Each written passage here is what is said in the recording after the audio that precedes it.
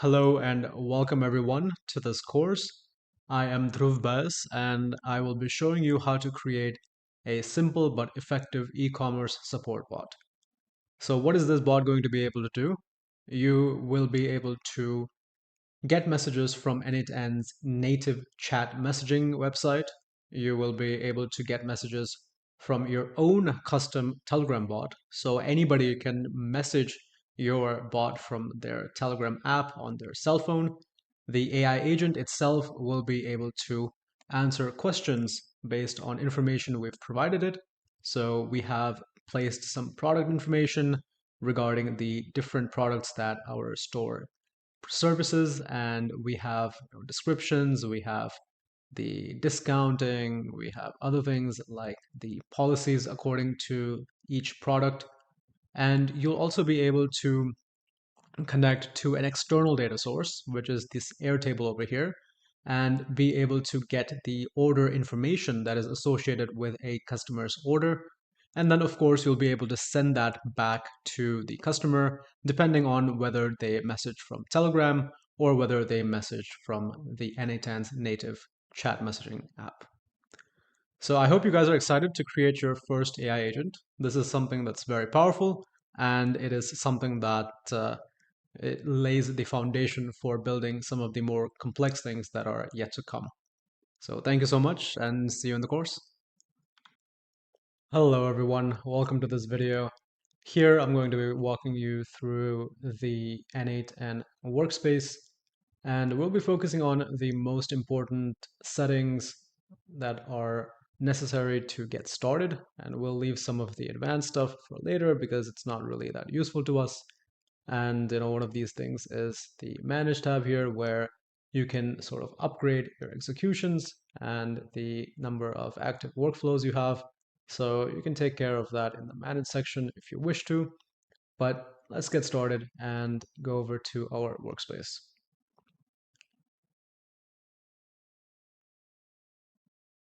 All right, so in the workspace, we have a horizontal row of tabs and a vertical column of tabs. Let's get started with the horizontal row. And here we have the most important thing, which are our workflows. And in here we have 3 workflows, of which one of them happen to be active. So the difference between an active or an inactive workflow is that A, you have a limitation on the number of workflows you can have active dependent on the plan that you're on. So you can't have, say, for example, more than 5 on one of the plans, and that means that you can't have more than 5 of these that are active simultaneously. However, you can have multiple workflows which happen to be inactive or just something that's in the works or in development. That's no issue at all. And the difference between active and inactive is that with active workflows you have a link, which is say a webhook via which the workflow can be activated, or you have other mechanisms that are inside the workflow that automatically trigger that workflow to get activated. However, in the inactive workflows, you don't have that trigger. So, or that trigger will not work. So if you try to go and access that webhook, that is a production webhook versus a testing webhook, it will not work in these 2 workflows. However, it will work in the outbound system workflow. So let's take a look at the outbound system workflow. Now, at first glance, this might be a little overwhelming, but to be honest, once you guys get a hang of all this, building stuff like this will be super, super easy, I promise you. And if you want to learn how to build something complex like that in a guided fashion, then you can always check out my other Udemy courses or my school community. All the links should be in the description. But anyhow, let's just take a look at the uh, general idea of what's going on here. So I have divided this into different sections. The first section over here is our lead capture into CRM that essentially captures leads into our Salesforce CRM. Then we enrich those leads that we have inside our CRM. Once we're done enriching them, we then qualify them and score them. And lastly, we do our cold outreach, which is that we send a personalized email to that specific lead. So let us go over to the first one of these. And let me just give you an idea of what's going on here. So again, within the different stages or different steps of the outbound system, we have different components that we have built out. And these are not actual components. It is more or less just a logical division that I've done. But making sure that your workflows are divided like this and commented is super, super important in making sure that you can maintain them and come back to them in the future and change them. So the first step of this workflow is importing the leads from the Google Sheet into our CRM. So here we have a Google Sheet module. If I double click into this, you can see that we are getting all the rows from this new leads sheet and or new leads document. And then we have sheet one as the sheet. So we're getting all the rows inside the Google Sheet. And this is called a node. So we have a workflow, which is the entire sort of execution flow that is going to happen when our trigger is triggered from here. And then we have the different nodes through which the execution will flow as it picks up data along the way and makes modifications to it. So once we import all the data from our Google Sheet, we do some modification, or we actually have a loop. So you have multiple different rows. You want to go through every single row. So you have a loop. And then you sort of do some modification on the inputs. Then you insert only the unique leads and you create a new account in the CRM if the company account does not already exist.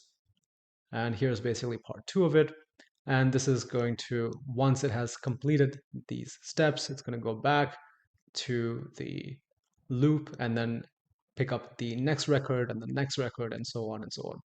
So if you didn't totally understand that, that's totally fine. I just wanted to expose you to how one of these workflows looks like. And we'll be building, things like these and, maybe even more complex than these in the course. So don't worry about that. But this is just an idea of how a complete system sort of looks like. Now let's go back to the home page. So we took a look at the different workflows. We are going to go over to credentials. So what exactly is a credential? Now, when you create the different nodes, as we saw in the workflow, and you remember that we had a Google Sheet node, you want to be able to log in to your Google Sheet account. And that's essentially what the credential is going to take care of. The credential is going to be, the API key or the service account or, some code or some password, whatever it is going to be what allows you to get access to that specific account. And we have multiple of these different credentials. We have Google Sheets credential, we have Salesforce, Brightdata, Google Drive, again, Notion, and so on and so on. So you need each one of these for the different services or the different nodes that you're going to be having. Now, usually you don't create credentials through here. Usually what happens is you just create them while you're working inside the workflow. But having a tab to see all the credentials allows you to very easily come here and sort of delete additional credentials that might be confusing you or might not be necessary because, as you can see, a lot of these, and sometimes you might have multiple ones and you might not know which one to use. So you can very easily come here and manage all of them. All right, let's go over to executions now. And executions is essentially a log of the different workflows which were executed. So you can see we executed a lot of these outbound system workflows. If I click on the first one of these, and this is a successful execution. So if I click on view, this should bring us to the execution. And in the execution, what we'll essentially see is a snapshot of the data that flowed through the workflow. And in this case, we had data flowing through only this specific section. If I go to any other section, you can see that the connectors, the pipelines or the pipes here are all grayed out, which means that they weren't activated. So if I go over to this lead enrichment section, you can see that we have our nodes and the connectors in between all in green color, which means they indeed did execute. Now, why is this actually useful to us? What's the purpose of seeing an execution like this? When you're going to be working with n8n or even in software in general, what happens many times is that things don't work in the first go or in the fifth go or in the 10th go. And you sort of need to be able to see what's happening to the data so that you can make adjustments and make sure that the workflow is working correctly. And part of that is coming over to executions and seeing what data is flowing from one section to another section. So if I double click here, you can actually see the data that came in, and you can also see the data that went out. Now, you can also take a look at the settings that were there, and you can see that how we're not actually able to edit this. In the actual workflow, we can edit this, but since this is a snapshot of the execution, we wouldn't be able to edit these values, but we will have access to the values that ran through the workflow. And this is super useful, as you can probably tell, in finding the errors and fixing them. So that takes care of executions. Let's go back. And okay, so that takes care of the top row over here. Let's just go through a couple of these. We can see that we have a plus sign, which allows us to create workflows, credentials, or a project.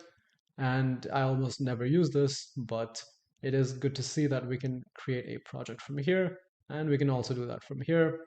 Now, the reason why you might want to create another project is because if you take on multiple clients, you want to be able to separate their workflows and their credentials from each other. Because what will happen is you will have, client A's credentials getting mixed up with client B's credentials, and that's obviously going to create a huge mess. So you can very easily just create a new project right here. And here I'm just going to just say my project client B. Save. And here we have our project, and we have our workflows, which actually none of them exist, obviously, because this is a totally new project, and we have none of the credentials carrying over from the personal project. All right, so that takes care of projects. Let's go over to the first one of these, and this is essentially going to take you back to where we came from, which is the dashboard. So that takes you back. That is the admin panel.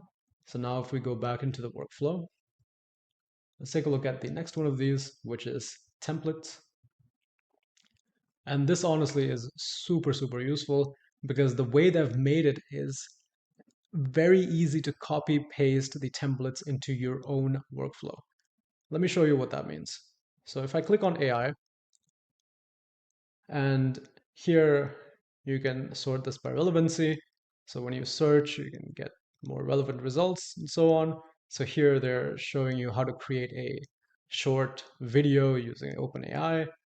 But if you sort this by popularity, which shows you what is something that a lot of people are using, and you click on one of these, for example, click on Explore. This window over here is not just an image. This is actually a sort of embedded workflow. And if you double click on any of these, you can actually see the values. You can edit them, but you can actually see the values already placed inside them. And here again, you can take a look at, let me click on another one. Okay, here you can see again, they have these values already preset. So what this means is when you say select all of this, hit Control C, you can have the entire workflow be copied. And when you go over to, say, a new workflow and do Control V, you can actually paste the entire thing inside your workflow. And this is super, super useful because sometimes you will get stuck and you will not know how to solve a problem. And you can very easily reference the 1,000 or the 1,500 templates that they have and basically copy piece or entire workflow itself and paste it into your workflow and start tinkering with different pieces of it, or just to get an inspiration of how other people have solved the same problem. Now, what will not be copied over is that the licenses and the credentials, which is obvious, right? Because they won't want you to be using their API, they want you to use your own. So that is the use of templates. And we have a couple of these other ones which are not as useful. We have variables, which is essentially a way to set global variables, which are going to be accessed through a execution of the workflow. So essentially, say you want to, you know, save a file name, for example, file1.pdf, or you have a specific website that you want to access and you store that as a variable, and you don't want that variable to be edited, but you want your different workflows to actually use that variable. You can put that inside the global variable. But I rarely use this for my workflows, and it's not really something that you need to worry about at this point. For help, you can come over here, and it seems like they have some documentation, a forum, courses, and so on that you can check out as well. So if you ever need help, you can check it out here. And if we go over to the last one of these, which is the updates, the only reason you would really want to look at this is to make sure that you're not sort of falling far behind in the version. So if you see this version, falling far behind, you can take a look at potentially testing out the new versions to see if they will work. But I will advise strongly against just going and changing the versions willy-nilly, because what can happen is that if you upgrade to from say 1.77 to, I don't know, if they come out with 2.1, 2.5, what will happen is sometimes your workflows will break down. And before you make the change from one version to another, make sure you note down the exact version that you had beforehand so that you can revert back if necessary. So that's about it that you need to worry about in this updates section. And yeah, the settings over here are much more advanced. They're really not necessary to get started, so we will be skipping them over for now. But that is all you should need to know to get started with n8n. There's one last tip that I'll give you, which is to make sure you continuously save your workflows before exiting, because this has happened to me before. And what can happen is you work for an hour, you go, and maybe your computer shuts down or you close down the browser for some reason, and you come back and realize that your work did not save because you did not hit the save button, and now you've lost an hour's worth of work. So with that, thank you so much for joining here. Be sure to like and subscribe and check out the links in the description to get more resources. If you are a business owner and want to implement AI or automation into your business, you can reach out to us and I'll be happy to chat with you. Thank you so much, and see you in the next video. Hello everyone, welcome to this video. Here we're going to be getting started on the creation of our AI agent. And we are actually going to dive right into the creation of the agent, not really worry about any of the other, basic things like if-then statements or loops. We will get to that later, but I felt that the reason why you guys have taken this course or are interested in using n8n is to work with AI agents. So this is the first thing I want to show you guys so that you get a little bit of interest in learning the rest of the things as well. So let's start with the first step. The first step in any workflow is usually to add a trigger. A trigger is what starts your workflow. And these are the many different ways that you can start a workflow. You can come to the workflow, double click on it, and that will manually start the workflow.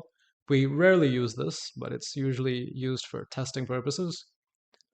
The on app event, so there might be an event that happens inside, say, your Telegram app, which is somebody sending a message to your bot. So that can trigger your workflow. You can trigger it on an interval. So maybe you want to check your email every 15 minutes for a certain type of email that might come in. In that case, you can run your workflow on a schedule. You can run it so that another application can send or can trigger your workflow via an HTTP request. So you can run it on a webhook call. You can run it on a form submission. So if you have a lead submitting a form and you want to quickly qualify that lead and capture it into your CRM, you can run this on that. You can actually have your workflow be executed by another workflow, which is a sweet little feature. And you can also run it on a chat message, which is what we're going to do here. So let me click this. And we don't really need to change any of these settings currently. So I'm just going to click out of it. And here, oh, by the way to move around in the canvas, there are a few very useful features. One of them is if you press in on the scroll button and then you drag it around, you can actually move around the canvas very nicely. And you can also hit Control and you can zoom out or scroll out, and that will allow you to zoom out of your canvas and move it around.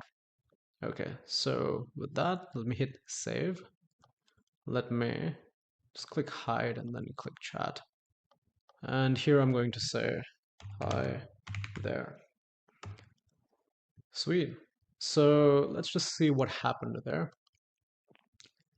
And here we can see that the output from this trigger is the session ID, which is actually super useful because when we have multiple conversations happening at the same time, we want to be able to identify which chat input came from which conversation so that we can store it in the right location and we can respond to the right conversation. Obviously, we don't want to have any mix and match going on over there. So this takes care of that issue.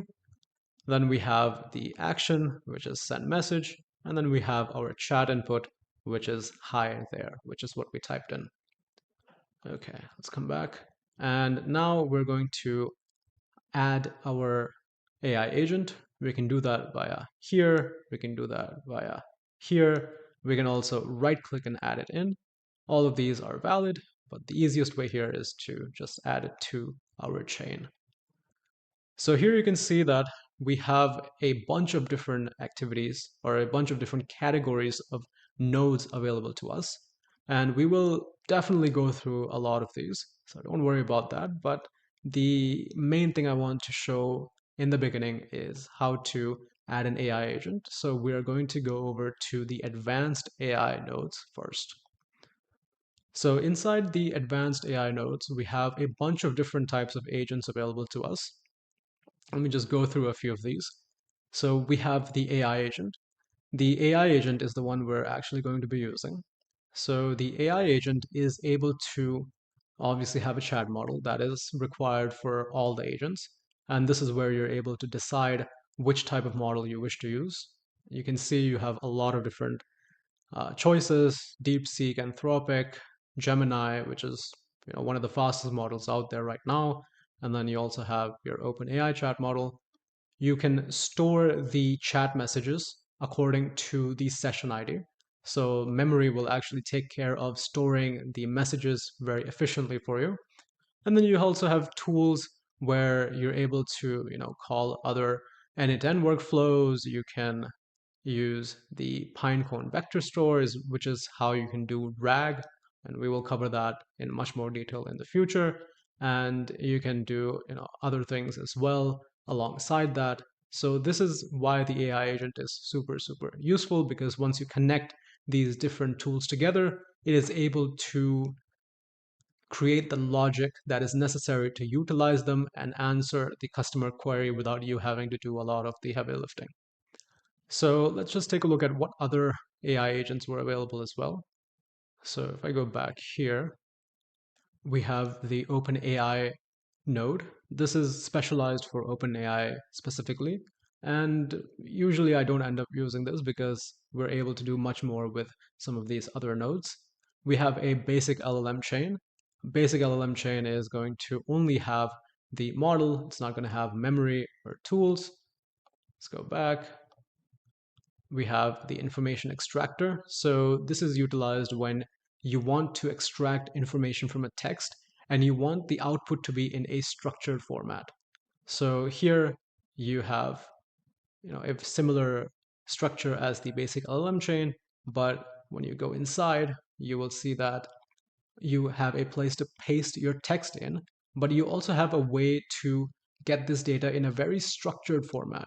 So for example, you can say company underscore name, you can give it a type, and then you can give it a description for that attribute, and you can extract that information from the text, and it will be outputted very nicely for you. Let me add another one of these. Okay. So you have a question and answer chain, which allows you to extract answers from retrieved documents. That is going to be utilizing your Pinecone vector store. You can get some sentiment analysis on your text. You have a summarization chain. And lastly, you have your text classifier, which is going to allow you to classify your text, which is actually very useful for doing routing types of calls. So if I click on this and you want to classify your text, maybe the user has said, okay, I want to understand where my order is. Say you have an e-commerce store and you have a chatbot for that. The user might ask where my order is, and they might have a variety of different ways of describing that question. They might say, oh, I haven't received my order. They might say, I want to know the location of this order. And they have very many unstructured ways of asking that question.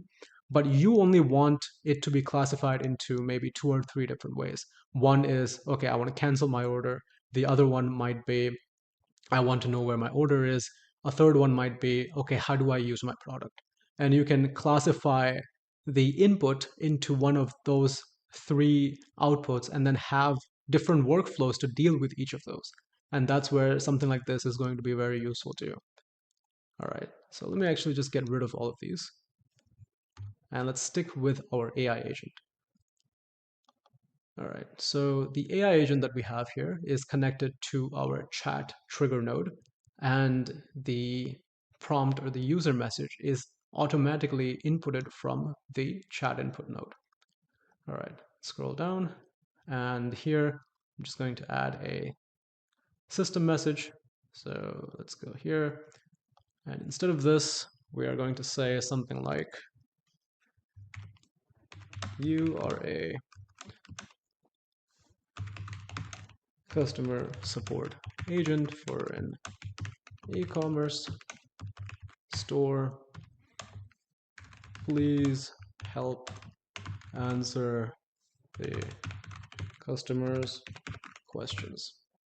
So if you have used ChatGPT before, or if you have used any of the AI platforms, you are able to set a system message, which is essentially instructions to the system. And it's not something which is part of the user input. The user input is separate, but these are the instructions which you give the system, and these are combined with the user input to produce the output. Now, there are other options that you can set as well, like max iterations, return intermediate steps, and so on, but we wouldn't really worry about those for now. These are sort of useful when you have a multi-step processes, so that you can set a maximum number of iterations you might want, and you might want to see the result of the intermediate steps. Okay, so let me just come out of this. And you can see that we have an error. The reason for that error is because we don't actually have a chat model attached. So if you take a look at these, and if I just scroll in a little bit, let me hide the chat window, you can see that we have a asterisk next to the chat model, which means that we require a chat model for this AI agent to work, whereas the memory and the tool are not required, but they're optional. So let's get started with adding a chat model to our AI agent. There are multiple different models we can choose from, and since most of you guys will be familiar with OpenAI, we'll just go with OpenAI. So here what we get to do is we get to create our credential. And in order to create our credential, we will need an API key. Now, if you have an OpenAI subscription, so whatever the $30 plan that they have, that is actually not going to give you an API key. That is the B2C, the consumer product that they have. In order to get an API key, you actually have to go over to their website, openai.com, hit login, go over to API platform, which is different from the ChatGPT. And the API platform is where you will be able to get your API key from. Now, if you have not created an account before, you can obviously go and create the account, fund it with like $10, and it will take a long time for that $10 to deplete. So don't worry about using that up too quickly. And once you've done that, you can come over to API keys.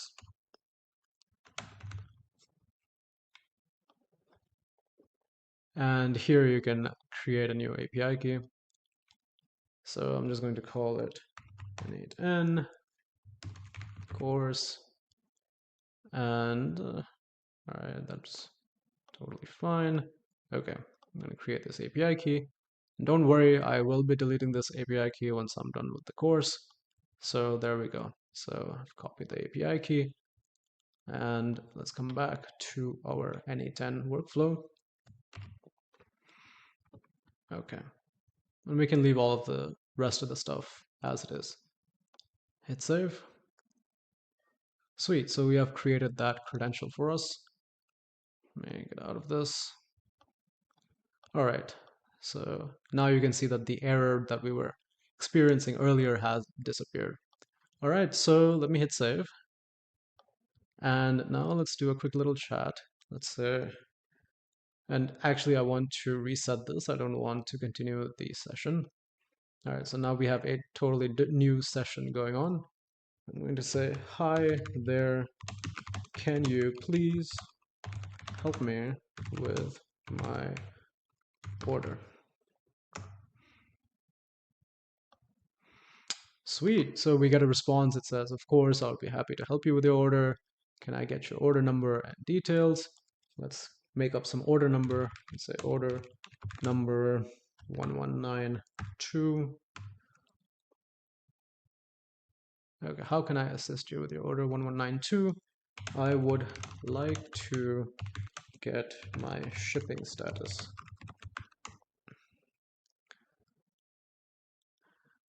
Interesting. So as you can see over here, we gave our order number 1192, and it mentioned that it has picked up the order number 1192. But now if we go back and we say, okay, I would like my shipping status, it doesn't have that information because currently we are not storing any memory.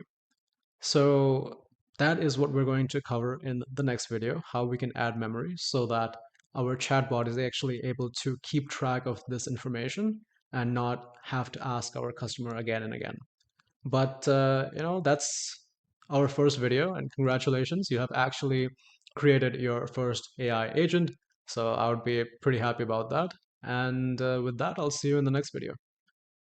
Welcome back, everyone. In this video, we're going to be continuing where we left off with our AI agent. So if you remember, we were trying to chat with our agent, and we realized that it is not storing any of the conversation that we've had so far. And obviously, that is something that we would like to keep because sometimes the user might give us some information that we might want to use again without having to ask the user all over again. That doesn't create a good customer experience. So let's see how we can do that. And the secret to doing that is inside the memory section over here. So to give it memory, all we have to do is just provide it this window buffer memory. We can provide other ways for memory as well, but for our simple case, we just need to provide the window buffer memory. Okay, so the input will be when a chat message is received. It is going to store the session ID. So I had mentioned that the session ID is very important, and what this will do is it will maintain a different memory for each session ID So if multiple people are talking with us at the same time, the messages don't get mixed up. And we have a context window length, which is how many of the past interactions the model is going to store for each session. So let's give it a go. Let's take a look at what this is able to do. So I'm going to say, hi, I would like to know my order status. Okay, scroll up. So it's asking for our order number, and I'm going to say was 9123 was my order number. Okay, so in this case, it says I don't have access to live order data. However, you can check the information, blah, blah, blah. Okay, that's fine. So the main thing we wanted to test was whether or not it is able to store this data.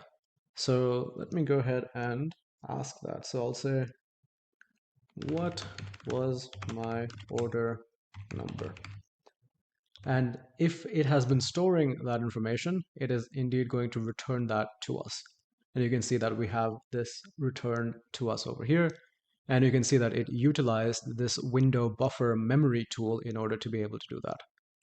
So if I just minimize this a little bit, and if we go over to window buffer memory, you can see that it inputs the customer chat message, and the output over here is that it saves the context and it stores it inside this chat history slot. So inside here we have 0, we have 1, we have 2, 3, 4, and 5.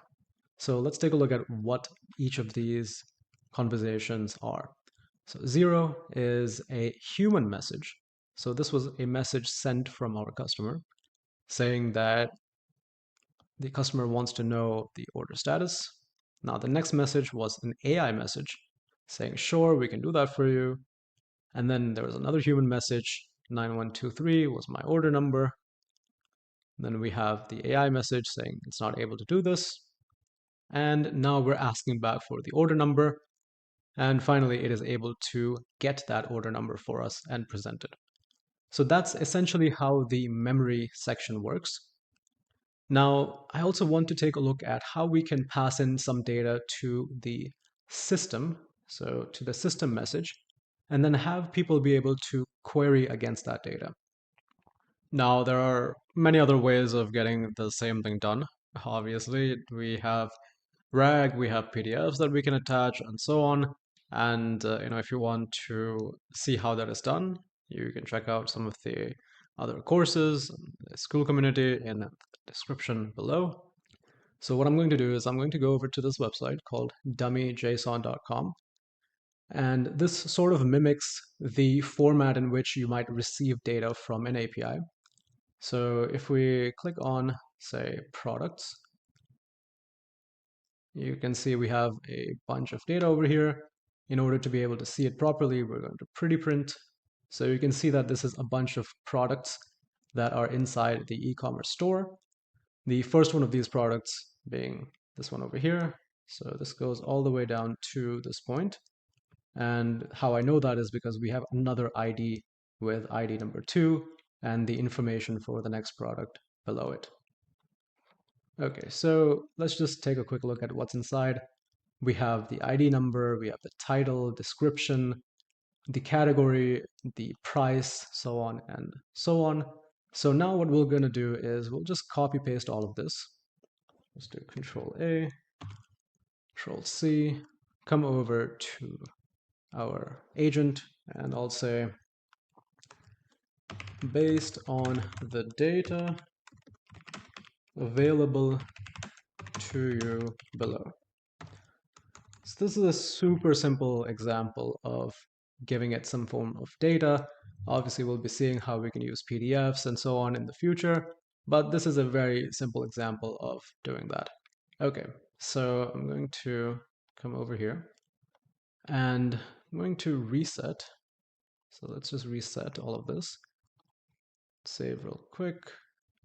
It will still work if you don't hit save. It's just a habit that I like to keep so that the work I've done doesn't disappear because I go to a different window and close this one.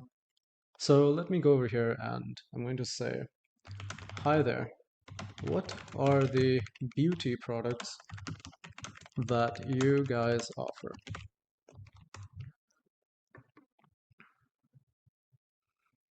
You can see that it's working away because the number of tokens we're sending in is quite a lot. Okay, so here you can see we have the following products. We have Essence Mascara Lash Princess, which if you remember was the first product that we sent in over here. So we have this product over here. It's providing a description, the price of the product, the rating, and so on. So this is essentially how you can provide some information and have the chatbot or the agent utilize that information to answer questions. Okay, so that takes care of our basic AI agent. Hopefully you guys had fun building this. And there is one more thing that I want to show you guys before we call it a day with our AI agent. And that is that how we can swap out the AI chat model very easily so that we can test out different large language model providers. So here I'm just going to delete this connection and I'm just going to deactivate this as well. So that's deactivated. And here I'm going to add Gemini. Now, if you guys don't want to pay for another API, then you can just watch this video and you don't necessarily need to follow along. But if you guys want to try out different APIs, then feel free to follow along with me. So this is where you can add an API key for your Gemini account. And the way you do this is by coming over and searching for Google AI Studio. Click on Google AI Studio, click on Get API Key, and then you can click on Create API Key. So I'm going to select one of my projects over here. Now, if you do not have any of these projects showing up, it might mean that you haven't set up your Google Cloud. And if that is the case, just go over to Google Cloud and go over to console. And you might have to do some setting up process, and they'll most likely have a walkthrough for you to be able to do that. And then most likely you'll have the ability to create a new project if there already isn't a default project. And you can do that very easily by doing this here. So let me go back. And since we already have the API, we're just going to create a new API key.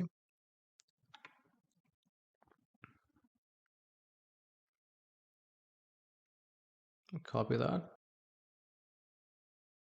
And actually, I believe that they provide some sort of free access as well, because I believe that some of these are on the free plan.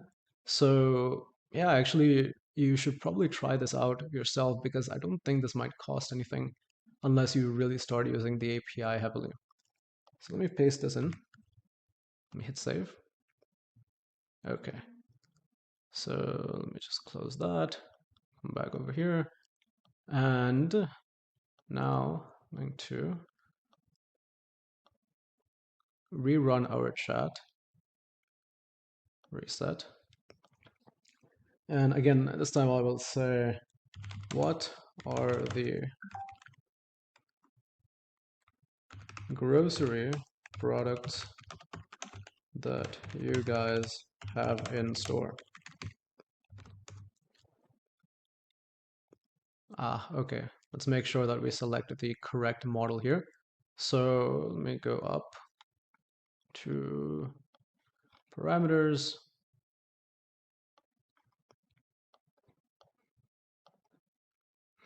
And inside the chat model. So we don't need to do anything inside here. We just had to make sure we select the correct model. So here I'm going to select our Gemini 2.0 Flash. So there we go. Okay. All right, now this should work for us. Let me just reset. Say, hi, what are the grocery products you guys have in stock? All right, fantastic. So here we have a list of all the grocery products that are available to us. Now, the key thing to note here is that all you had to do was change out this subnode, and you didn't have to do anything or any changes to the root node or any of the other subnodes in order to essentially swap out the LLM model. And that is the advantage of using n8n, because under the hood it is using LangChain, where it's the model that is being used is an abstraction, which means that it can very easily be switched in and out with different models. So if one of these goes down, or you want to test something else out and compare the latency, you can very easily do that. So with that, thank you so much for joining here. Be sure to like and subscribe and check out the links in the description to get more resources. If you are a business owner and want to implement AI or automation into your business, you can reach out to us and I'll be happy to chat with you. Thank you so much, and see you in the next video. Hello everyone, Dhruv Bas here, and today I'll be showing you how we can use Telegram as a medium for sending and receiving messages from our AI agent. So if we take a look at what we have currently, we have this chat message received trigger. So if I actually convert this into an active workflow, and then if we, I got it. Okay, now if we go over to there it is. So if we make this publicly available, it will give us a website. You can copy that website, and we'll leave the authentication as none for now. Now, if I go over here and I paste this in, okay, 1 second, just save this, reload. Okay, there we go. So this is the standard sort of chat window that is available to you without making any changes. So if we just test this out, I'm going to type, "Hi, can I get some help with my order status?" Okay, fantastic. So it's returned this message to us. And if I go back here and if I just double click on this, okay, those are the test ones. So let's just go over to executions. And the execution, this is the latest execution that went through. Now, if I just click on the message received, there we go. That was the message we sent. And the AI agent created the following output for us. And that's what's being displayed on this chat. Now, if we don't want to use this, or for example, we want to use multiple avenues, we can actually very easily set that up. And if I go over to editor, what essentially you do is you create another node and then just connect it to your AI agent, and then it will send that information back out the appropriate channel. So let's go ahead and do the setup of the Telegram app in this video, and then in the next one we'll see how we can connect it to our AI agent and have it work alongside the chat message received. So I'm going to right click, add node, and I'm going to search for Telegram. And here we're going to do get a chat. All right, so in order to be able to do this, we need to create a credential for Telegram. So how exactly does Telegram work? It is like WhatsApp, if you've ever used it, and it's essentially a messaging app where you're able to message your friends or you're able to message your bots. And in this case, we are going to be messaging a bot. And in order to create that, you can do that via your phone, but I would suggest just going over to telegram.org and downloading the Telegram app for your PC or your Mac, and then doing the changes in the app, because that makes copy pasting much easier. Okay, so I've already done that, and I have my app open over here. So let me go over to the full version of this, and I'm going to do step 1, which is to search for Botfather. So Botfather is what will let you create the different bots. You can see I was playing around with a bot just now to test out the functionalities I'll be showing you guys.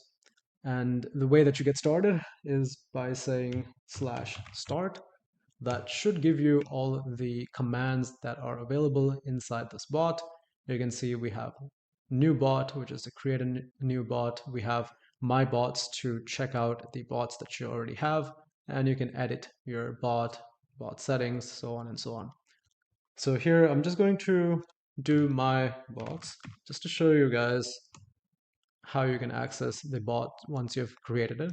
So I have one bot over here, I have another bot over here, and since we want to create a new bot, we're going to go over to /new bot, and after we're done creating it, it should show up inside my bots. Okay, let me do /new bot, and now it's saying, what do you want to call it?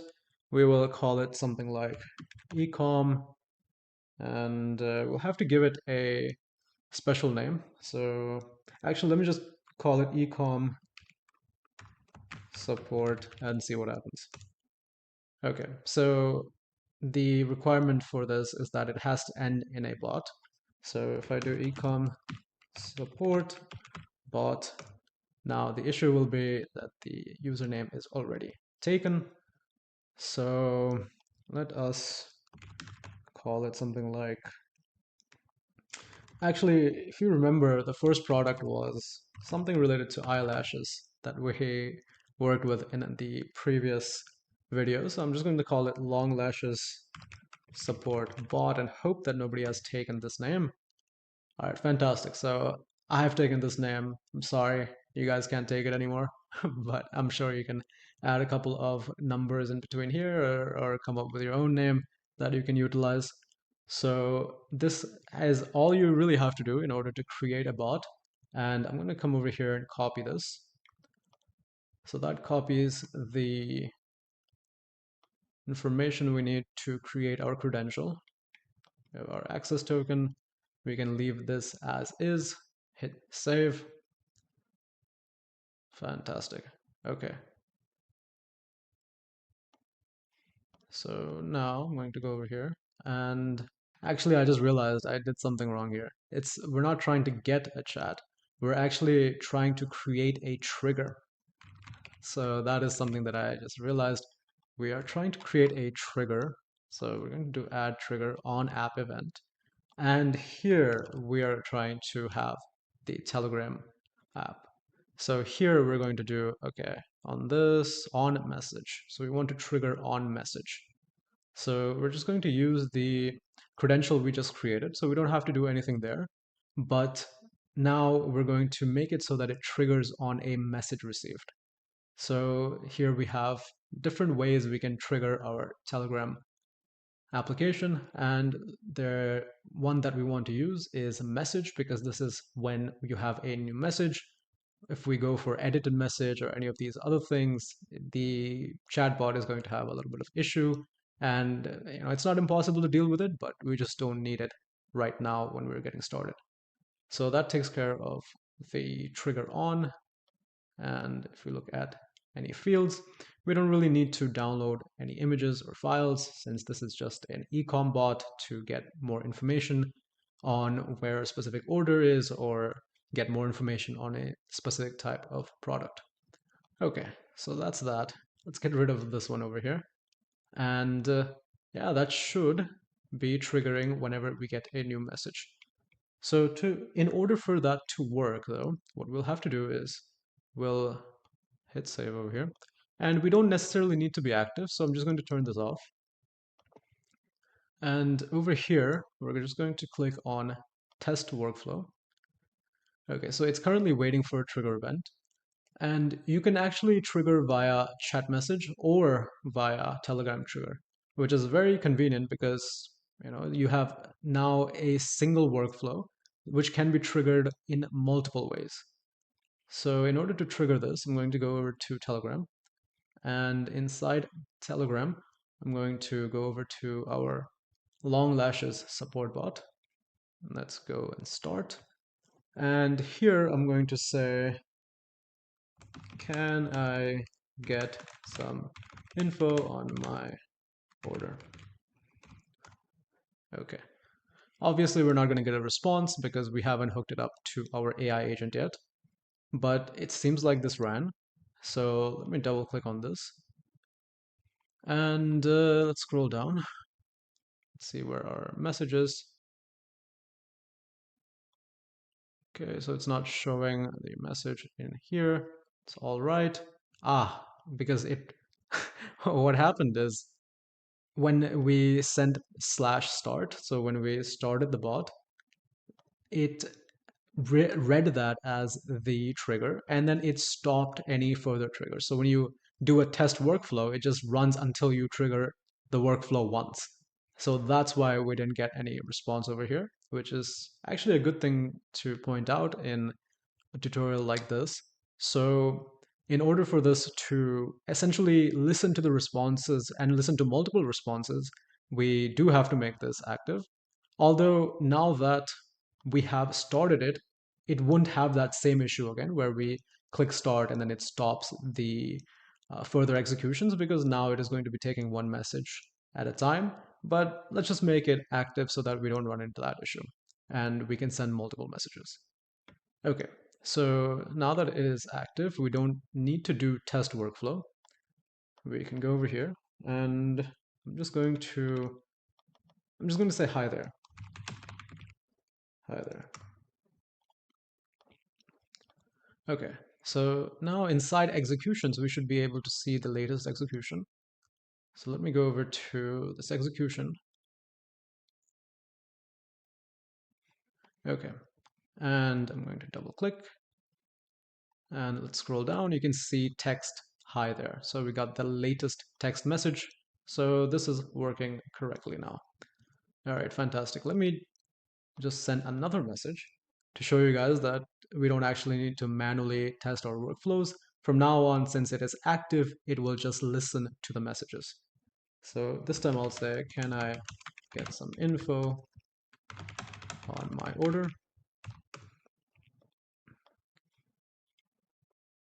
And you can see that automatically we have the next execution come in, and we didn't actually have to actively, test or manually do anything. Now, if I double click on this, you can see we're getting the text, can I get some info on my order? All right, so that is where we're actually going to stop in this video. And the reason for that is it's actually a little bit involved to connect this to our AI agent. And it's got something to do with the session ID. So thank you for joining me in this video, and I'll see you in the next one. Welcome back, everyone. Dhruv Bass here, and I will be showing you today how we can connect our Telegram trigger to the AI agent. So what this will allow us to do is it will allow us to send messages via Telegram to our AI agent and then also reply back to the user that has sent the message. Now, if we just go and connect this like this and save, do a test of this, and let me just type something simple like hi there, come back here, you can see that there is an issue that comes up. And the issue is that there is no session ID found. So the way that this AI agent, or not the AI agent, but the Windows buffer memory works is that it was expecting a session ID to be passed in from the previous node. Now, when we have a message sent from the chat message, in this situation, it does send a session ID along with it, but our Telegram message currently does not send that information. So how do we remedy this? The solution is quite simple. You just add a field in the middle and then provide the necessary information in that field and then pass it along to the AI agent. So let's do exactly that. I'm going to get rid of this error message, and here I'm going to add a edit fields. So this is, you can just search this or you can go over to data transformation, and inside here we have this edit fields node, which allows us to essentially take in data from the Telegram trigger and sort of pick out the important pieces of information and then sort of relabel them so that the AI agent and the Windows buffer memory can understand them. So let me connect this to this. And what am I going to type inside here? I'm going to say add field, and the field that I'm looking for is, or rather the field that I want to output is going to be session ID. And the session ID is going to be inside the chat ID. So this is the input that we get from the Telegram trigger. The Telegram trigger passes us the following information. We have the update ID, message, chat, date, and text. Inside chat, we have the ID, which is the chat ID, which is the same thing as the session ID.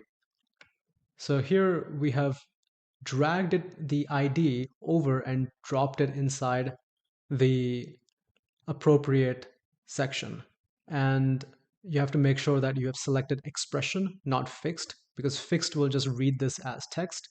But in order for the green sort of highlighting to show up and to be recognized it as code, we have to make sure that the expression section is selected. Now, what exactly is going on here? So this is actually very important and a very important piece of how we pass data along to the next node and how we utilize that data. $JSON refers to the input data that is coming in from the previous node. So the input is on the left side, the output is on the right side, the processing happens in the middle. So whatever's coming in the input inside this brackets over here, which is the array. So whatever's coming inside is going to be inside this $JSON. So this is the object that contains this entire information. Now, if we want to get the information that is inside the message, so in order to go one step inside this, so each of these are hierarchies, right? So this is the level 1, say. At level 1, we have update ID. And on the same level, we have message. And then on the same level, on the same level, we have, actually, no, we only have 2 of these. So we have on level 1, update ID and message.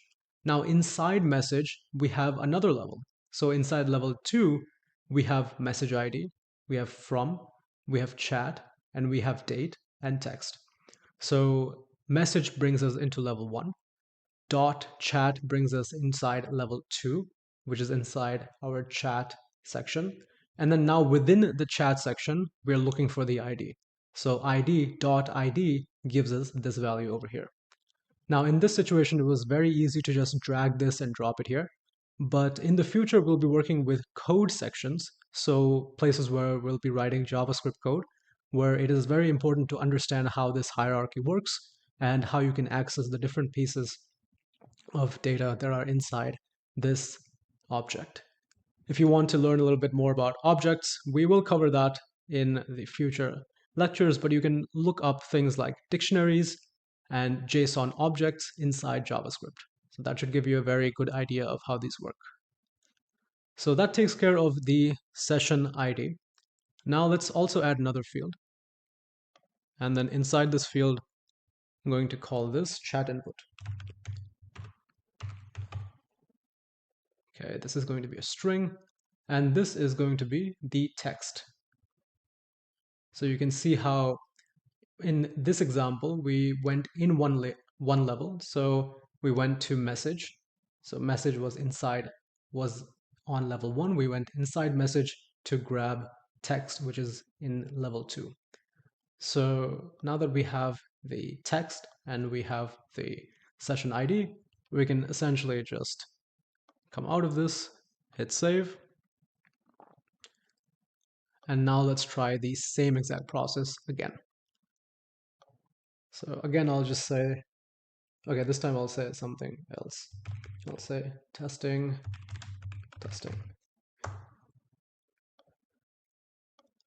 All right, okay, there we go. So this time it executed successfully. And the reason for that is when I go inside here, you can see that the input was session ID, the following session ID, and chat input was testing. So what essentially happened here is we got some data from the Telegram trigger, we discarded a bunch of the useless information. We grabbed the useful information, which is just two fields for us. And then we sent that along to the AI agent. And the AI agent passed that information along to the Windows buffer. And then it was able to produce an output. Let's just take a look at what the output was. It just said, testing is a go. I can hear you loud and clear. How can I help you today? So very simple stuff. Now, the next step, obviously, is going to be to pass this information back to our Telegram. The way we do that is by having a send message. So we're going to have a send message node, which is going to be allowing us to send a message back to Telegram. So I'm going to search for Telegram. And we want to select the Telegram node, not the Telegram tool, because the Telegram tool connects to the AI agent. And even though we can probably configure it this way, but there are some changes that we still need to make. And there are some other things that I'll be showing you in the future, which will not work if we just assign it as a tool. So let's select the node, and we want to send a message. So we want to send a text message. Okay. The credential is auto-selected, just totally fine. We have message, send message, and let's make sure we connect this first, because otherwise it won't have the information that's necessary. Okay, so we have output. The text is going to be the output over here. So this just takes the output from the AI agent in the previous step and pastes it into the text. Let's get the chat ID. Now the chat ID, if you remember, was not something that was outputted by the AI agent, obviously. What it was outputted from was the edit fields section. So this is where we had set the chat ID, and we called it session ID, but this is where we had set it. So we are actually able to go back to the previous nodes and pluck data from there and paste it into our data fields. So now if I paste this session ID from the previous section, you can see that automatically it shifted from fixed to expression, and it's grabbing the data from this specific node. It's going to item, JSON, and then it is grabbing the session ID. Okay, sweet. So that should solve the problem. Now let me do test one more time. And this time I am again going to say, hello there, what's up? Oh, fantastic. So actually, it sent the message directly inside Telegram as we expected, but it's having this little text over here saying that this message was sent via n8n. Let us get rid of that. So in order to do that, we go to Telegram, and then inside here, we add a field. And the field that we add is append n8n attribution. And we actually turn this off. Okay, let's test that. I'm going to say testing. I know it's pretty unimaginative, but I'm keeping it simple for a specific reason. All right, so here we've got the data, and we have that this was sent automatically with n8n. And the reason why I'm keeping it simple is because sending data in Markdown or HTML back to Telegram is actually not as straightforward as it might seem, because there are some issues with the conversion from the AI agent, what the AI agent thinks is Markdown, or what the AI agent uses as its HTML tags, and what Telegram allows, or what Telegram thinks is Markdown. So that is a little step that we still have to do, and that is something we will take care of. But for now, we have a end-to-end sort of loop working here, where we're able to send messages via Telegram, and we're able to get replies back.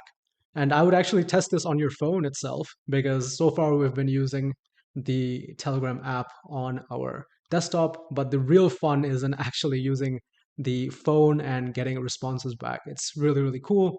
And, please feel free to play around with it.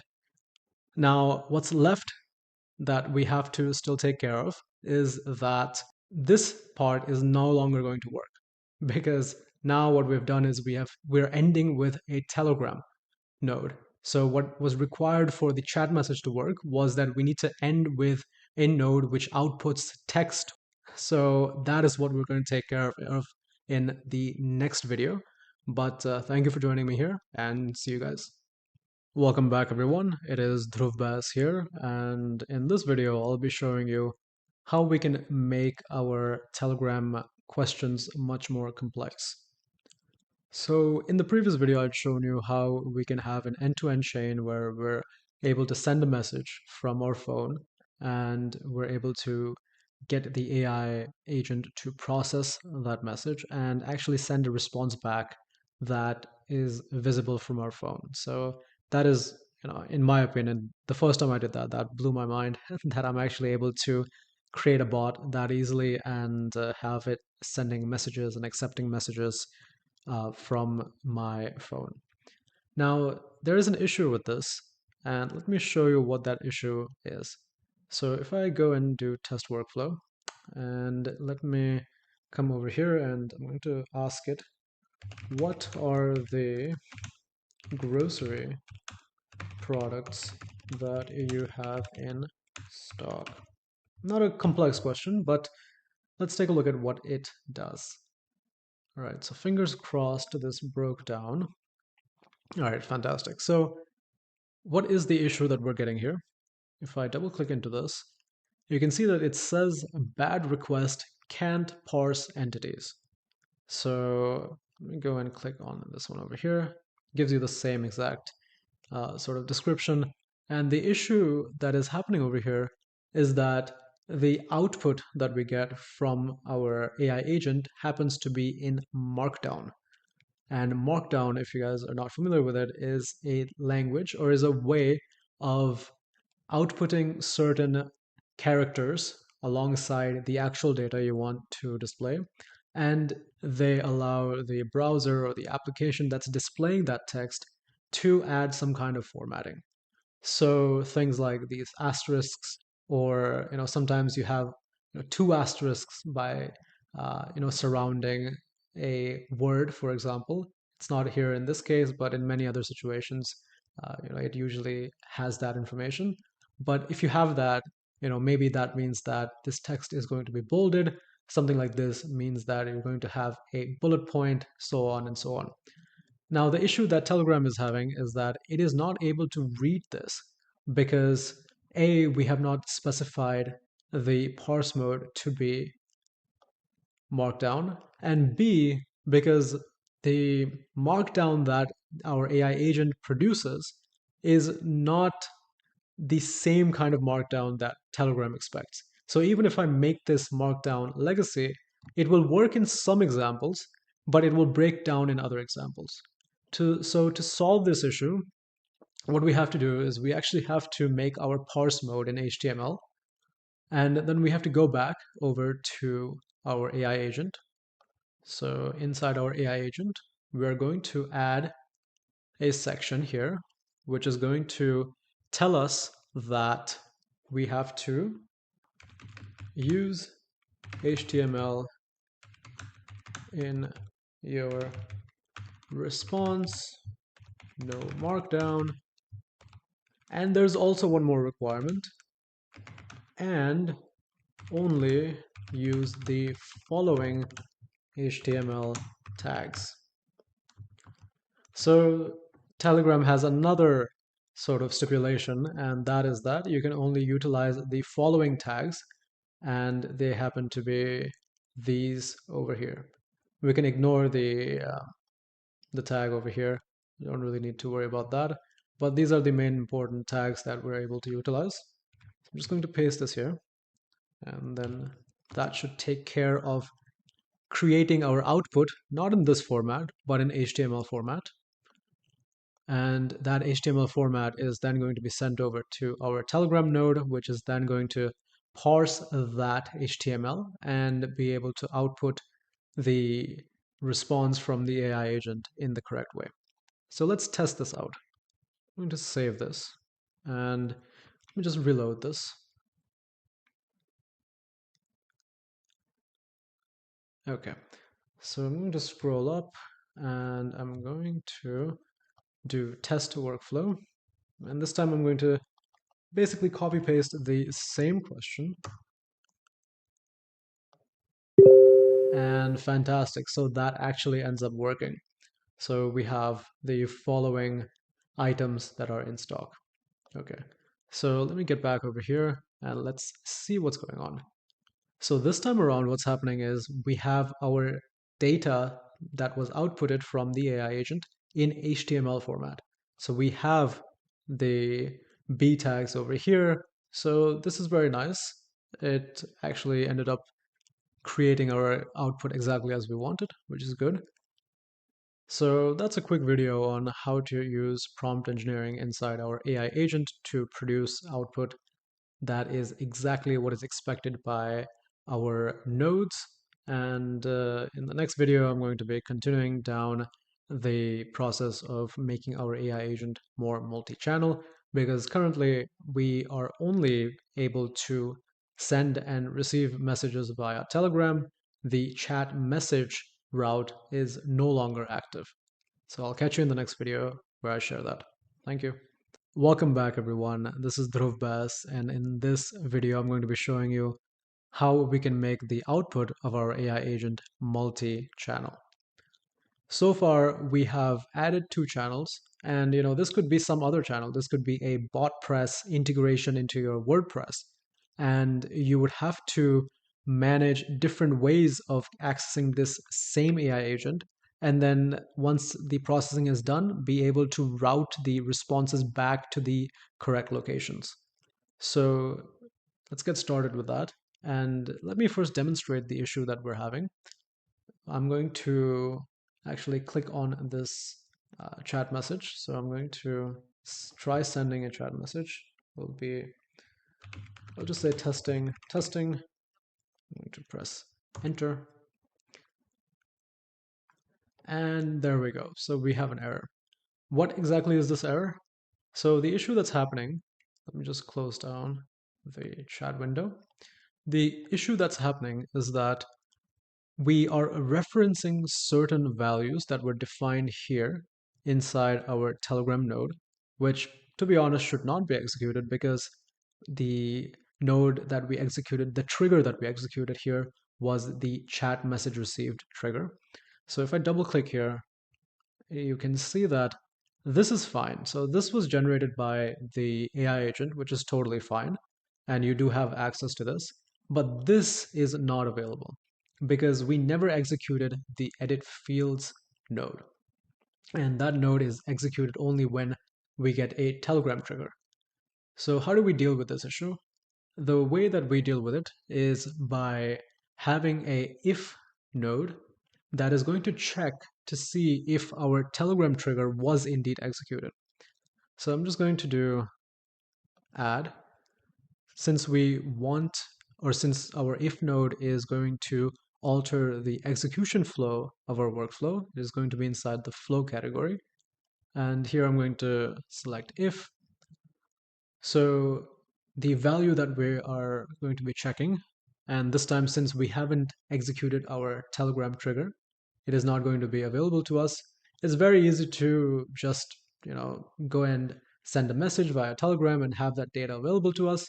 But it's also good practice to know how to write these out as well, because you will be using the coding module, and in the coding module you're going to actually be writing code and accessing those values manually.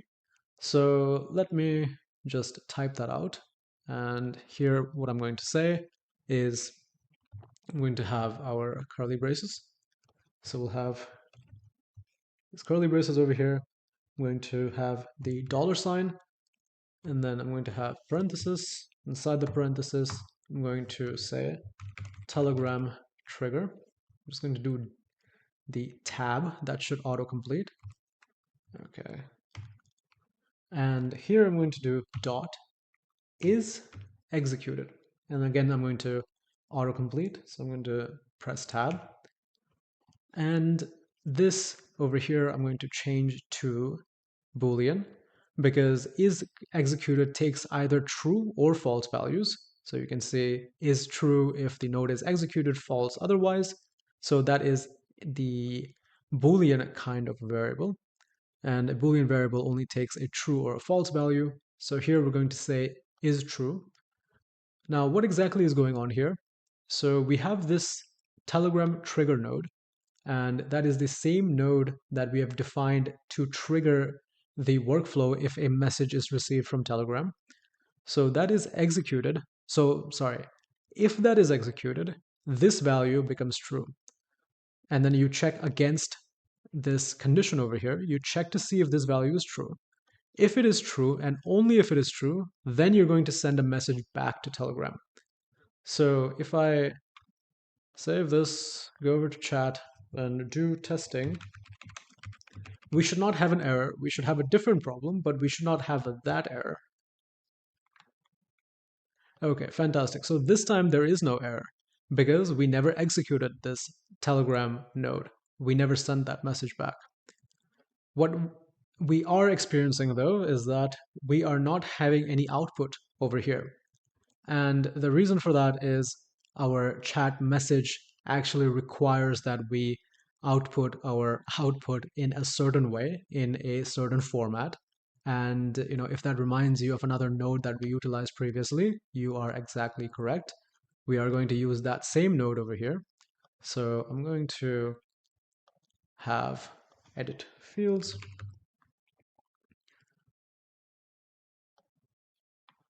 And here I'm going to say output. And this is going to be output. Now, I know it seems a little funky. Why do you have to call this output if this is already output? But there is a difference between a if node and our edit fields node having an output called output. So it's just one of those things that, the API and the service requires in a certain format. So you just have to make it in that format. Okay, so that takes care of that. Let me hit save. And this time, let's go over to chat. So I'm going to do, hi, give me the in stock for beauty. And this should be interesting, the output of this. So there we go. And you can see that we have the output. However, we have these tags over here as well, which we were not expecting. And the reason for that is the output from our AI agent happens to be in HTML instead of Markdown because that is what works for Telegram. So to fix that, what we can do is we can convert or have that be converted to Markdown before we send it out. The way we do that is that we just add a Markdown. So this is a conversion. And if you're thinking that this is this is annoying to convert data from this format to another format, trust me, this is like 70% of the work, or 80% of the work is making sure that data goes in and out from one node to another node in the correct format. And guaranteed you'll be using these and reusing these nodes over and over again in your projects. So here I'm just going to come in, and the HTML is going to be the output that we have. And the destination key, we're just going to call this output because that way we don't have to change the edit fields. Okay, so now let's take a look at saving this and going over to chat and copy pasting the previous message.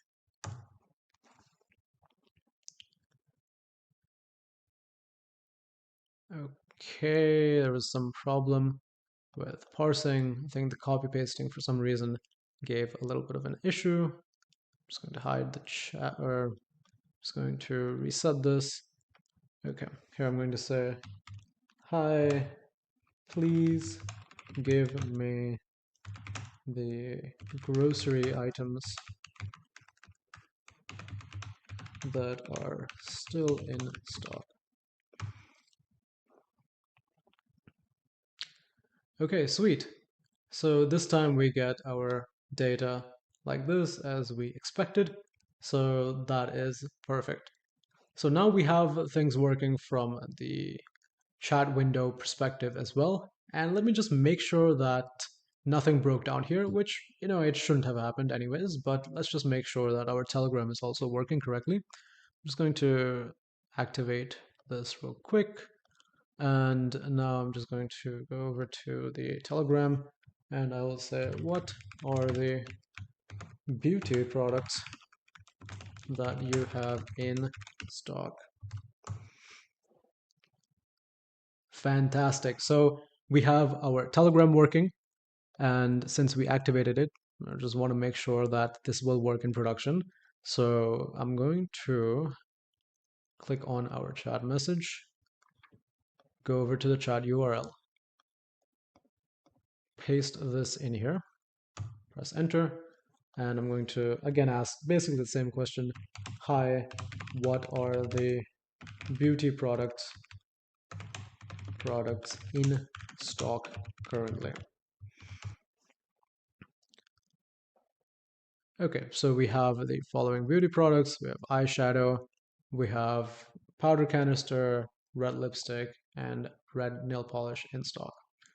Sweet. So now we have two channels working for us, and that's honestly a great achievement on your guys' perspective. And you have a very sort of complex AI agent working for you currently. And we're only going to make this more and more interesting, more and more complex. So thank you so much for joining me on this video, and I'll see you in the next one. Welcome back, everyone. This is Dhruv Bes, and in this video, I'm going to be sharing how we can connect our AI agent to an external data source.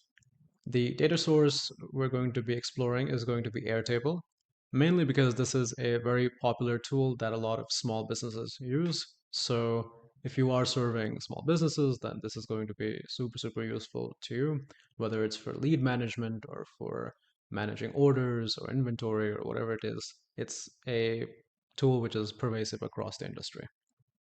So if we take a look at the agent we have here, what I've done is I have actually added some comments, which makes it super easy for us to come back to this in the future and understand what we built. And let's just go through it real quick. So we have some details about our ecom bot.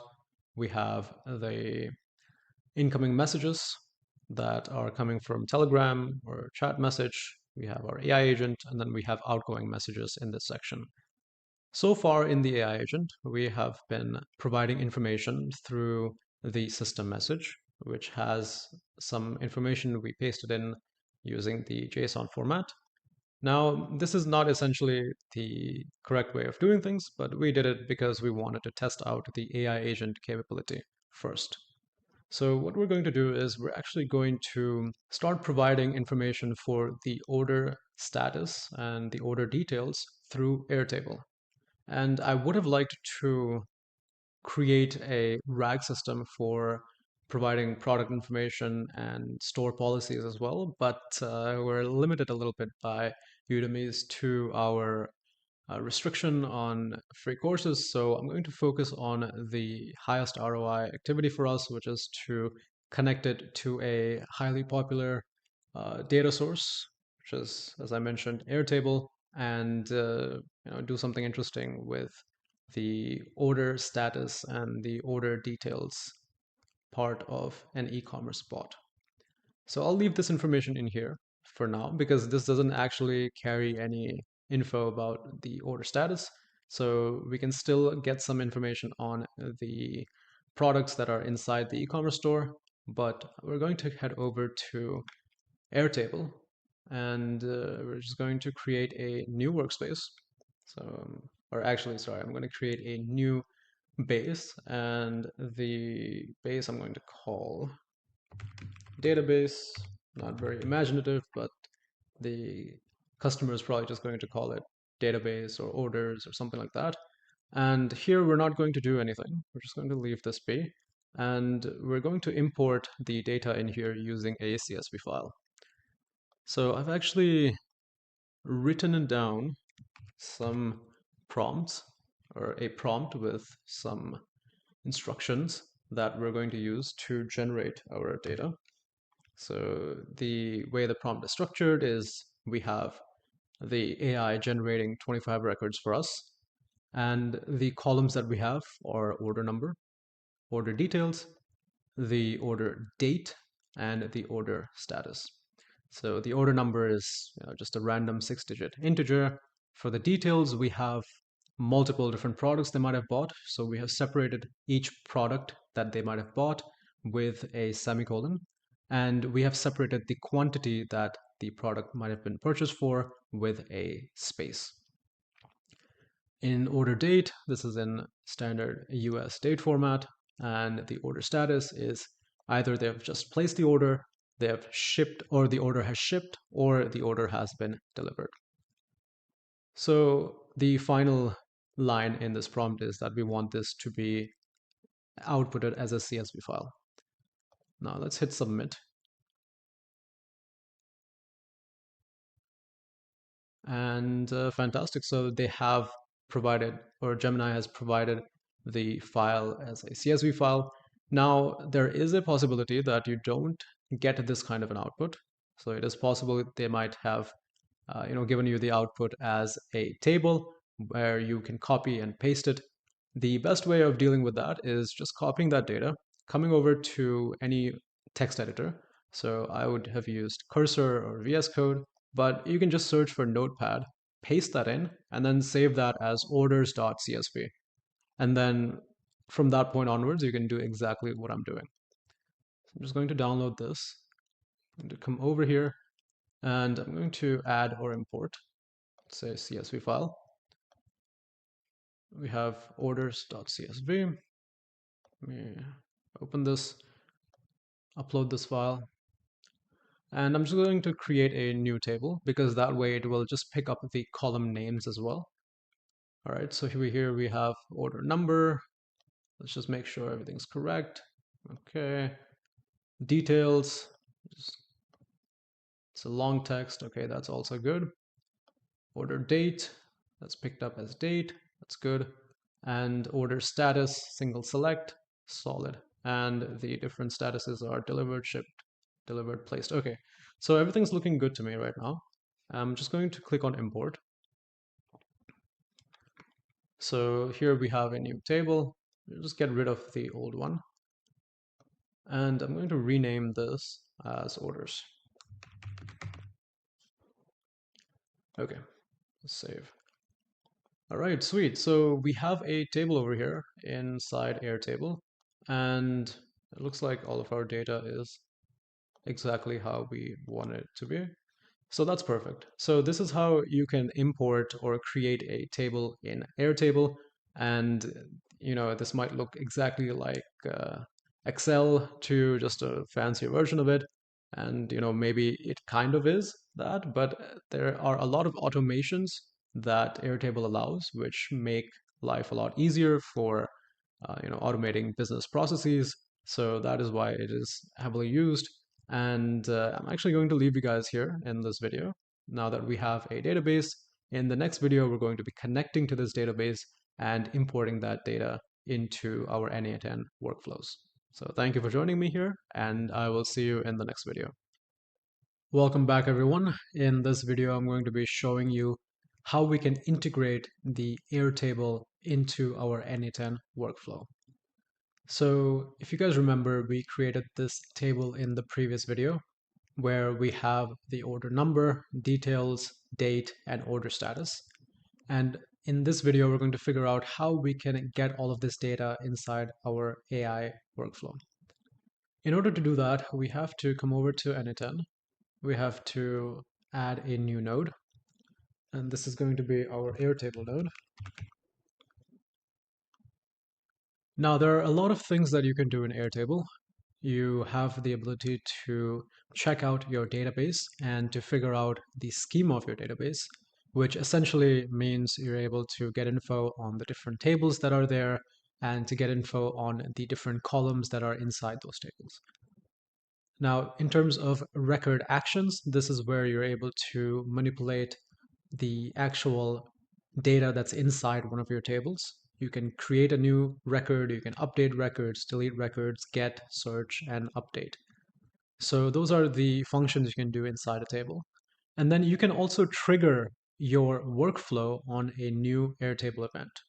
What this means is if you insert or if your customer inserts a new row into their Airtable, you as the automation engineer can then activate a workflow in n8n that will do something with that record. So for example, if there is a new lead that was inserted, you can have a workflow which is going to send a welcome message to that lead. So that is an overview of what is available. Let's go ahead and click on search records. So search records is going to allow us to get multiple records from our Airtable, and it will allow us to filter them down by a certain formula. So let's create our credential so that we can connect to our Airtable. The preferred method for doing this is using an access token, mainly because it is much easier to set this up. To create our access token, we're going to go over to airtable.com/create. You don't even need to type this out. This should bring you to the Builder Hub where you can create a personal access token. So I'm going to go over and click on Create Personal Access Token, and I'm just going to call this n8n course. I'm going to add the scopes to be read, write, and we should also be able to read the tables from a schema. In terms of which bases we want to give access, we're just going to give that access to our database. Okay, let me just make sure that was all we needed. So if I scroll down, read, write, and read again from the schema. Okay, I'm going to create our token and make sure to copy paste this token into a safe place because this is the only time this token is going to be displayed to you. Now, if you do indeed lose the token, it's very simple to just come back, delete that token, and just create a new one. So now that we have our token, we're going to go over to our workflow. I'm going to paste it in, hit save. And now let's see if this actually worked. So when we go over to base, this should load in our database. Perfect. And then tables should give us our orders. Okay, sweet. So I'm going to leave everything as is. I'm going to hit test step, and this should give us all the items inside our Airtable. We have 25 of them, and we can see we have order number, details, date, and order status. Now, if we want to play around with some of these options, we can do that as well. So here we can say we want to download attachments, which we don't have. We can select the output fields, which we do have. So we're going to say select just the order number, the order details, and the order status. So we'll skip over the order date and let's see if that is reflected correctly.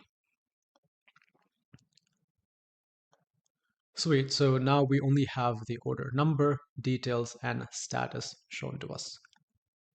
Let me change this to a specific limit. So what we can also do is many times you might have, say, like 1,000 records in a table, and you don't want to display all of them because that is going to be putting a serious strain on your memory and your storage.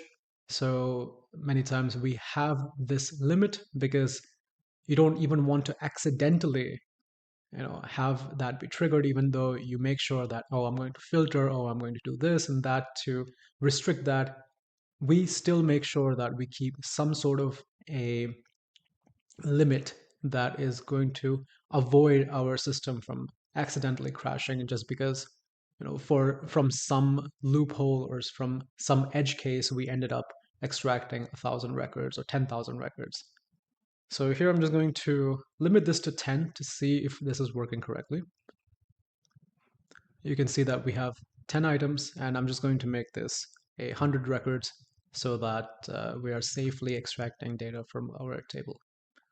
Okay, so that takes care of these options. We can also sort our data. So here I'm just going to sort by our order number. I'll just make this ascending. And you can see that we are sorting in an ascending manner. So all of this is fine. We don't actually need all of this for our example. What we actually need is the filter by formula. So here, I'm going to show you how we can filter by, say, the order status. So here we're going to do order underscore status, and very easily we're just going to say this should be equal to placed. So we're going to look at only the ones that were placed, not the ones that were delivered or shipped. Okay, so that is 9 items. We have placed, placed, placed. All of these orders were placed, not delivered or shipped. Okay, so let's now look at how we can restrict it based on the order number, because this is actually what we'll be doing in our tool when we connect it to the AI agent. So we'll say order number is equal to, let's just paste in one of these.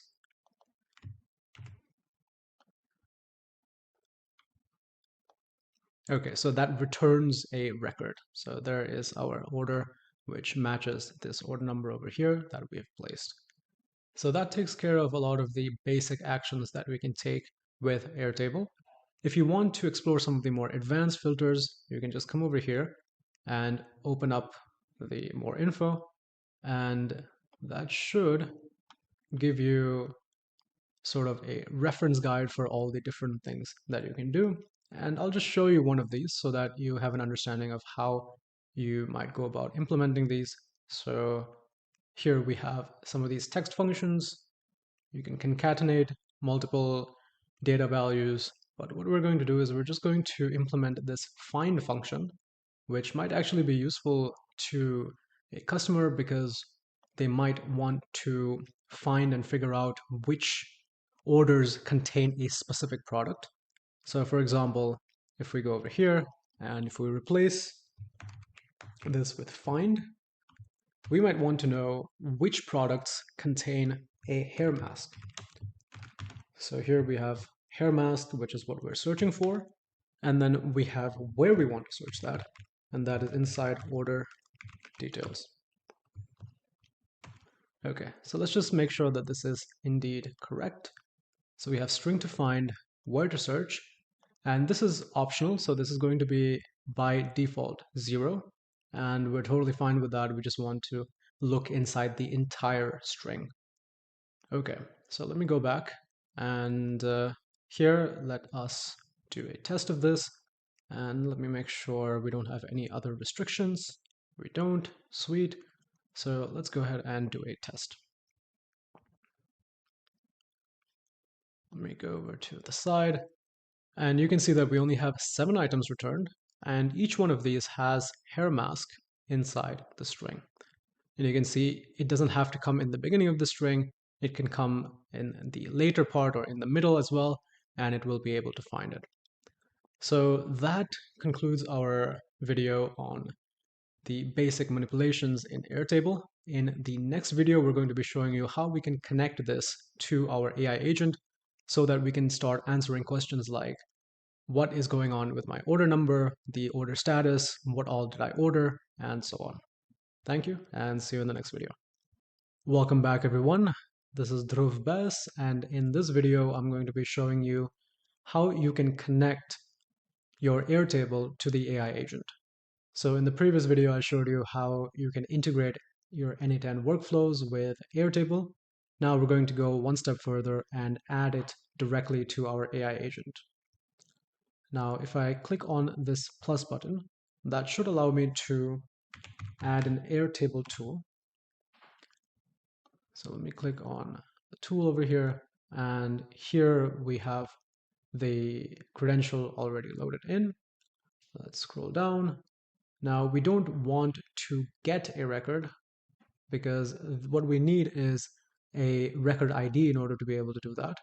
So this is different from the order number because the record ID is something that is unique and assigned to each record inside Airtable, and it follows this specific format.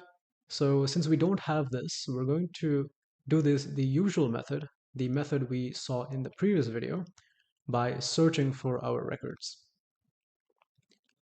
Now we're going to go inside the database and we are going to pick up the orders table. Okay, so let me scroll all the way back up, and what I'm going to do is I'm going to make sure that we are provided the order number every time the AI agent calls this tool. So let me go over to tool description. Instead of setting this automatically, we want to set this manually. And this is how you describe to the AI agent what this tool does. So let me describe this right away. I'm going to say that this is used for getting order information when the user provides an order ID or an order number. The tool expects the order number in a variable called order underscore num. Okay, so we have our variable order underscore num, and now we can utilize this inside the filter by formula section. And what we're going to say is we're going to say order underscore number, and this order number refers to the table over here. So it is going to be comparing against the values inside the order number column is equal to, and here we're going to say, we're going to give it the curly braces. So first let's switch over to expression. And here we're going to be accessing the dollar from AI, and we're going to be accessing the order underscore num variable. And this is the exact variable that we set over here. All right, so where am I getting this dollar from AI? If I scroll all the way up, you can see that this is the method by which we can get the data that is extracted from a user conversation by the AI model and given to this tool. Okay, so that takes care of that. What I'm going to do now is I'm just going to come out of this, and actually I'm just going to set a name for this, and I'm going to call it get underscore order underscore info underscore tool. Copy that, rename. Okay, and then inside here I'm just going to make some updates. So here I'm going to say if the user provides the order number, please use the to get the order information. Else you can use the following information. Okay, so this just instructs our tool to get the information from our Airtable if the user is providing us an order number. Okay, so that should work. Let's go over to, just save real quick, go over to chat, reset, and here I'm going to say, hi, can you help me with my order? Scroll down. Okay, fantastic. Could you please provide me the order number? My order number is, let's select one of these at random. Let's go with this one over here. Let me see. My order number is the following. Okay. Now you can see that this time around, we actually had our Airtable being accessed. And if I scroll down, just go up, you can see that we have our order number, the order date, the order details, and the order status all returned to our user. Now there is an issue of these backtick HTML and backticks over here. The reason for that is because we were getting output from our AI agent in the HTML format so that we can output it correctly to Telegram. So what we have to do is we have to come over here and just replace these with an empty space and replace these with an empty space, which we can do in a different lecture. But right now, the most important thing for us was to get this working. And we indeed are able to extract data from our Airtable, which is an external database, using our AI agent. And by simply providing an order number, we're able to get all of these details. So that's super, super powerful. And congrats on being able to build that. With that, I will say thank you for joining me, and see you in the next lecture. Welcome back, everyone. In this video, I'm going to be showing you how we can make sure that the output we're getting from our AI agent, which happens to be in HTML, is being correctly displayed to our chat message.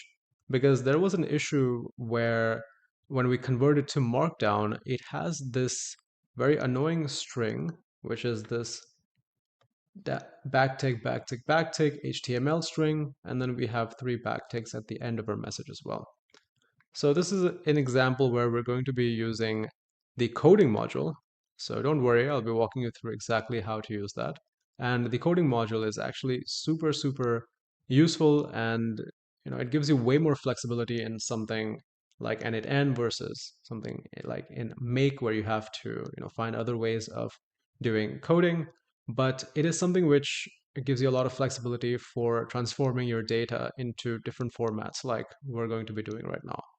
So I'm going to add this coding node. And here, we don't really need to worry about any of this. So I'm going to get rid of that. And what I'm going to do is I'm going to say console.log.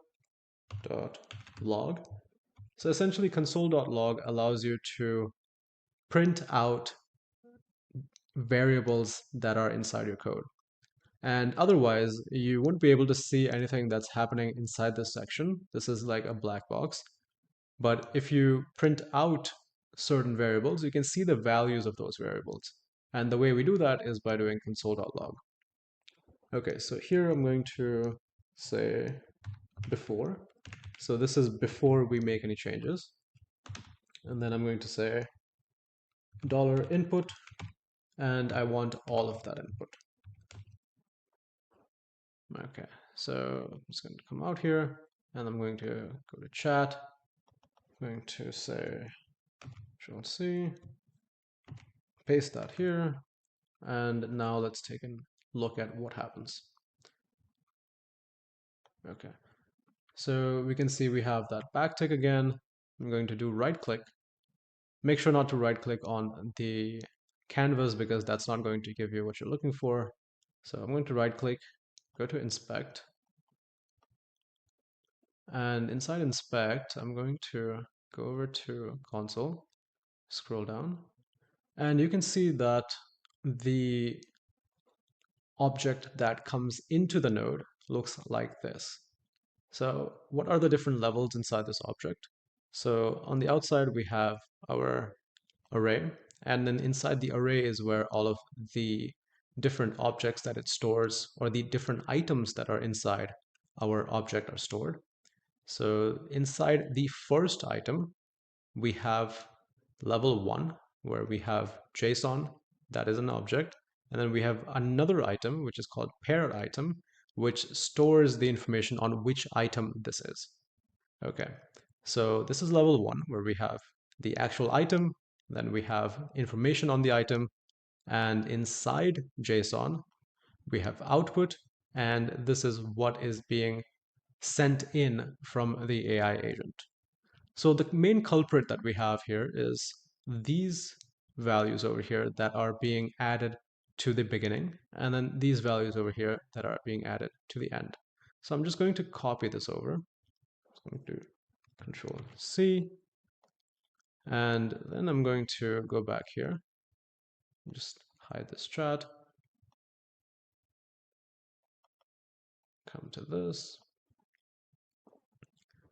and before I use that value, I'm going to say let AI output. So let is how you define a variable. AI output is what I'm calling it. So I'm going to grab the first one of these. So I'm going to grab the first item that is inside the $input. So if you remember, there is only one item. And since there's only one item, we don't need to subset or do anything fancy. We can just say $input dot first. So that gives us the first item. Now let me go back and show you something. So if I go to the object that we have, $input.first will give us this first item. If we want to get JSON, we'll have to say .json.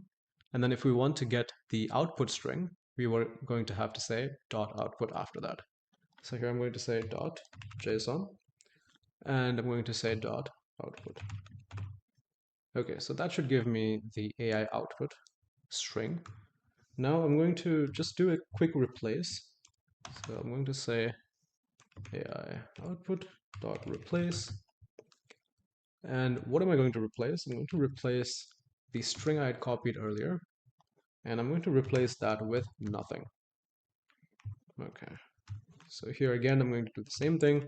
So AI output is equal to AI output dot replace, and this time I'm going to copy paste that, but just get rid of the HTML.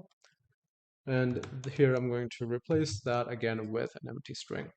So that should take care of the string that's appearing in the front like this, and then the latter part here should take care of this portion. All right, so let's go down and let's do a console.log of the after to make sure that we are indeed getting the correct output. So I'm just going to say AI output, and let me just type in after.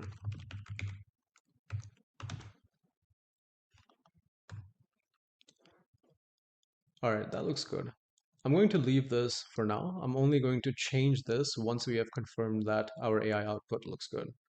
So here I'm going to just quickly hit save, chat, just copy paste this over.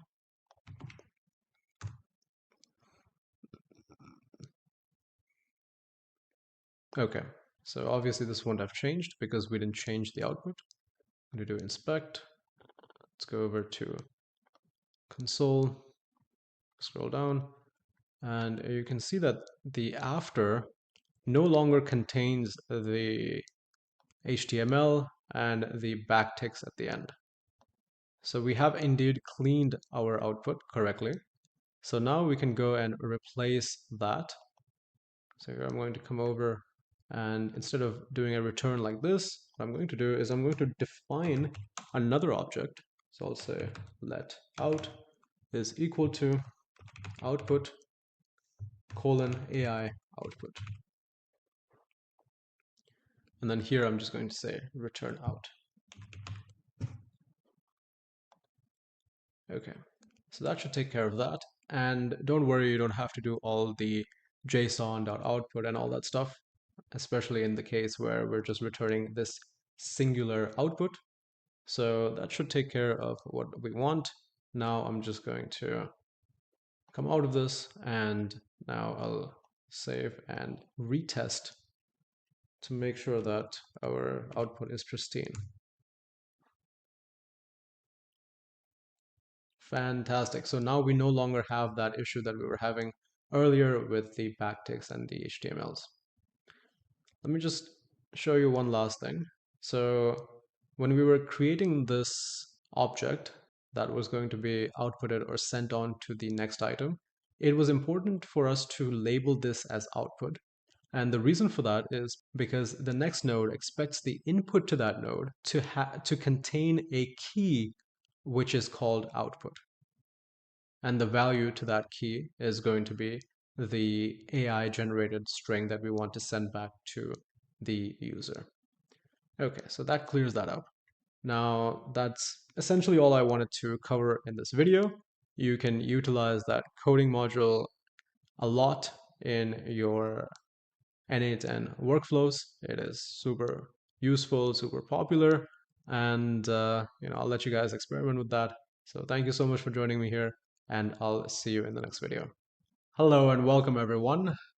This is Dhruv Bas, and I would just like to congratulate you on finishing this course. This was a big milestone for you guys, I hope, because you got your first AI agent created. And, this AI agent is actually pretty simple, but also quite effective because it is able to take in incoming messages from a variety of sources. It could be a website. This is, directly from a consumer's phone. And then it is able to serve requests based on information that we have fed into it, as well as information that might be dynamically changing, which is like a database or an external data store that you can connect. And finally, it is able to return that information to the appropriate channel where it received it from.